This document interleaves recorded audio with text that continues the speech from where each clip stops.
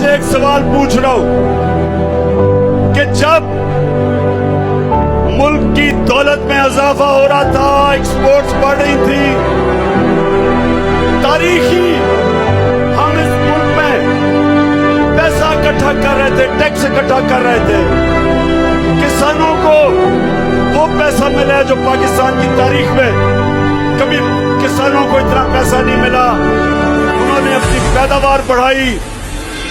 इस बार भी 4 फसलें रिकॉर्ड हुई, चावल, गन्ना, आलू और मकई रिकॉर्ड हुई।